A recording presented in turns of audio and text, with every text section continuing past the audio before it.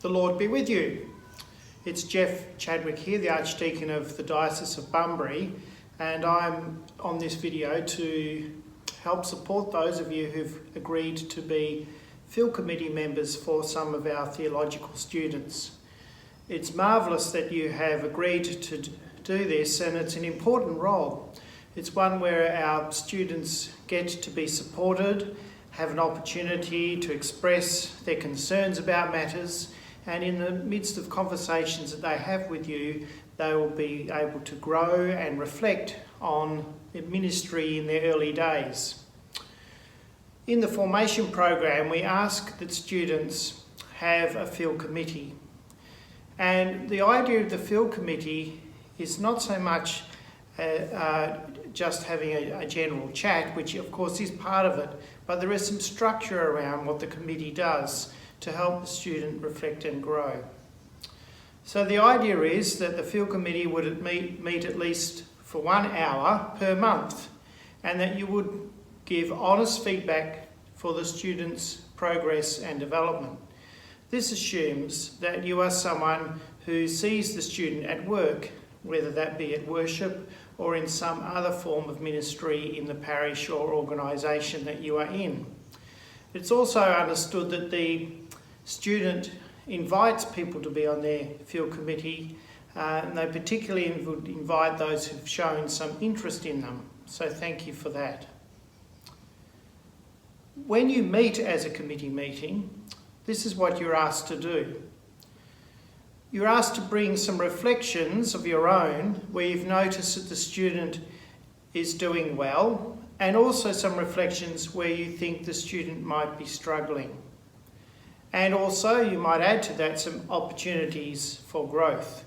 Of these, of course, all overlap.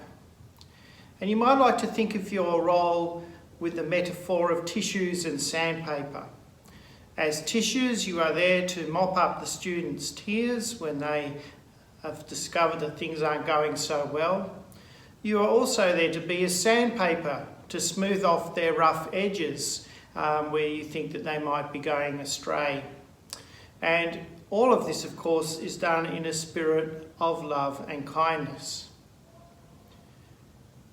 At the end of each meeting, you as a member should give the student some learning issues. These are things that they need to take away with them, to contemplate on and to learn on. They then bring them back to the next meeting to be discussed. These responses are what form the agenda of the next meeting. Your role is to have the students' development and well-being at your interest, and to ensure that proper boundaries of self-care are kept.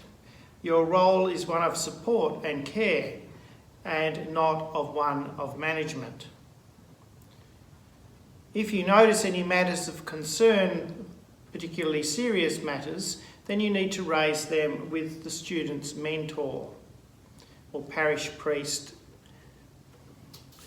Your role in the student's development is not underestimated, and we thank you for doing this.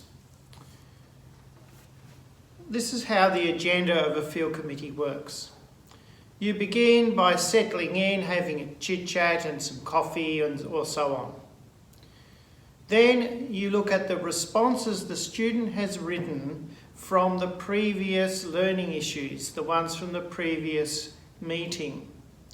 These are read out by the student and are discussed briefly by the group, but only for a maximum of 15 minutes. Then you move into what is called the learning or the listening session.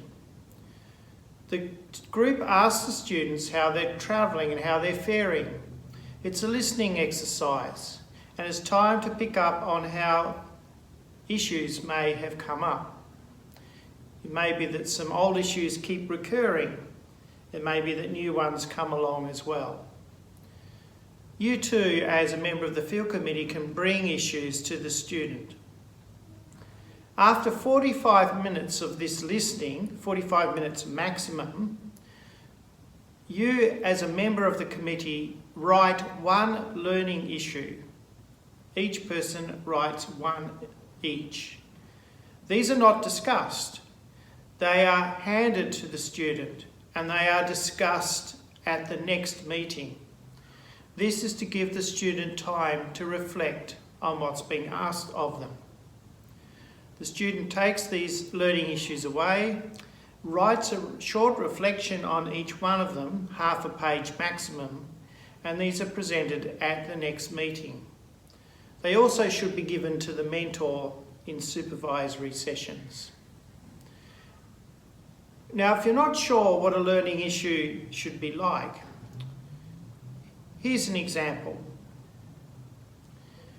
As you've met with the student has talked about being called into a hospital to meet with a dying patient and has spent time with the patient, but has not known when to leave, hasn't been able to pick up any cues of how long to stay or when to leave. A second thing that might have happened for the student in the previous month was that they were at an uncomfortable parish council meeting where a broken window was discussed and lots of concerns about who broke the window and who should pay for it. The student may also comment that they've received some positive comments about their previous sermon. Student may have heard that Mrs. Jones was upset because she didn't visit her when she was in hospital, but no one had told the student that she was in hospital. These are examples of the sorts of things that can come up in the students' reflections. As a field committee member, learning issues from these would be something like, and you write this down, you said that it was really hard to know when to leave the hospital patient. Were you feeling inadequate or unable to be of real help, or were you feeling awkward or something like that? How do you think this hindered or helped your ministry with the person? That would be a learning issue. For the second incident, the learning issue would be, did the parish council discussion seem like an attack on you as a person living in the rectory? What was it like living in a church house where there are often arguments about maintenance and money? And a third learning issue could be, how good are you at receiving positive feedback?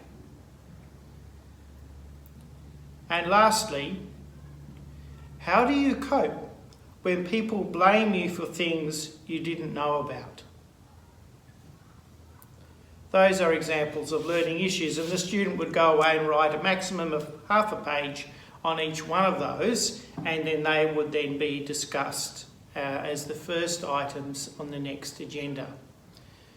And I might add too that all of this should be surrounded by prayer. So prayer at the beginning of the meeting and prayer at the end of the meeting would also be a good thing, and you can base that around what has been discussed. So thank you again for agreeing to be on a student's field committee. It is an invaluable thing that you do, and we do not take it lightly. And I hope that it will be just as rewarding for you as it will be for the student. The Lord be with you.